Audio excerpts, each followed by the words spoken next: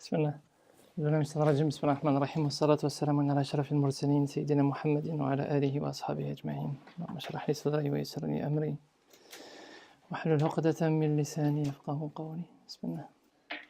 Simplement dire deux mots comme Alhamdoulilah, on a un certain nombre de nos frères qui ont été assassinés. Alors après, au-delà de la terminologie, attentat, terrorisme, etc.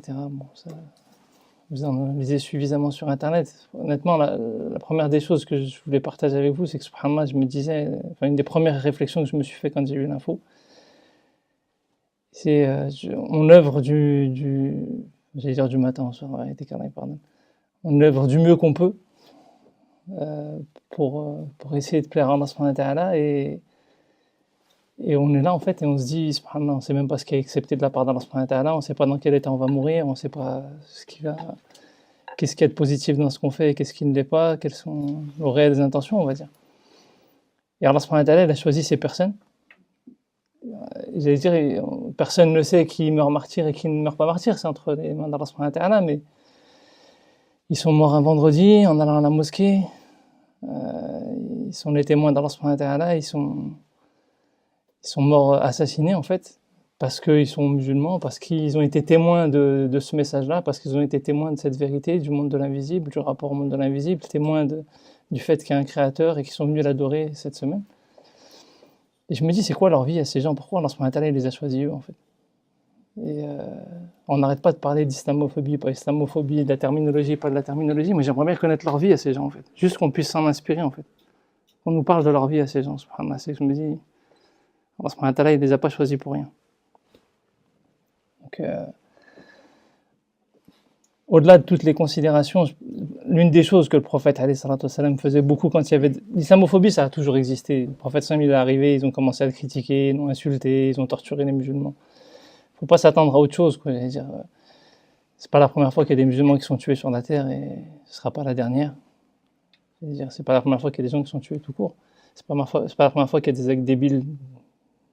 Je sais même pas s'ils sont si débiles que ça, parce que c'est que dans le prolongement en fait d'une politique aujourd'hui et d'une tendance médiatique qui pousse dans ce sens-là. Donc c'est finalement une certaine cohérence, mais au-delà de l'islamophobie qui est pas acceptable en soi, j'allais dire, toute forme de discrimination en soi, elle n'est pas acceptable. Ce que le prophète alayhi salam avait comme grande force dans ces moments-là où les musulmans ont été attaqués fortement, c'est qu'il rappelait c'était quoi le but en fait. Et pourquoi ces gens ils sont morts en fait. Ils sont morts pour l'akhira, et Inch'Allah, eux, j'espère qu'ils l'ont eu. Il ne faut pas qu'on oublie ça en fait, parce que quand tu entends le discours aujourd'hui, alhamdoulilah, il y a tous les discours je pense, hein, mais de certains qui cultivent la peur, mettez des gardiens devant les mosquées. En fait, en face, ils cherchent à cultiver la peur. Et aujourd'hui, parce que nous on est attaqués, finalement, ça enfonce encore plus peut-être dans la peur. On n'a pas à avoir peur, alhamdoulilah. Au contraire, le prophète avait deux attitudes principales. C'est un, il rappelait l'akhira. Si on doit mourir, alhamdoulilah, dans ces conditions-là et pour cette cause-là, on aura tout gagné. Ces gens-là, ils ont Inch'Allah tout gagné. Donc, pas besoin d'aller mettre des gardiens devant la mosquée qui viennent. Alhamdoulilah, on est preneurs, comme il dirait l'autre. Ça, c'est la première des choses. Et la deuxième des choses, c'est qu'il poussait à l'effort. Il poussait à l'effort, le prophète. Après Uhud, ils sont repartis directement. Quand les compagnons se sont plaints à Médine parce qu'ils étaient torturés, qu'ils n'arrivaient plus à supporter, il leur a dit, oh, les gens avant vous, à la Mecque, excuse-moi, quand c'était à la Mecque, ils étaient torturés. Il leur a dit, les générations d'avant vous, on les enfonçait dans des trous, on leur perçait la tête avec des clous, on leur sciait la tête en deux, etc. Et il les motivait à continuer à résister, en fait. Donc l'événement d'aujourd'hui, c'est pas un événement comme ça sur lequel on peut passer et se dire, bon, bah, il y a des actes islamophobes tous les jours en France et partout dans le monde, et on va pas en reparler à chaque fois. Là, c'est vrai que c'est un événement de taille et important, il y a quand même un grand nombre de nos frères et sœurs qui sont morts. Mais la première des choses, moi, que je m'invite à moi-même faire, et que je nous invite à tous faire, c'est peut-être essayer de se renseigner sur les familles, parce qu'on va vite les oublier, on va parler de l'événement et pas forcément des gens.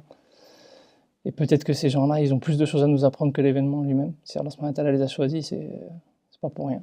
Donc, faut peut-être qu'on se préoccupe de savoir qui étaient ces gens-là. Et la deuxième des choses, c'est que, alhamdoulilah, c'est que le rappel que finalement on est sur la bonne voie en fait. Ils sont morts pour ce qu'on recherche tous en fait. Subhanallah, je me dis, c'est encore possible quoi, malgré tout ce qu'on fait. Bah, ouais, à notre époque, il y a des gens, quand tu regardes dans la mosquée, tu regardes les visages de ceux qui sont restés en vie, quoi. Tu te dis, bah, pourquoi pas nous, quoi, en fait. Même si, bon, voir les images, ça sert pas à grand-chose au final, après.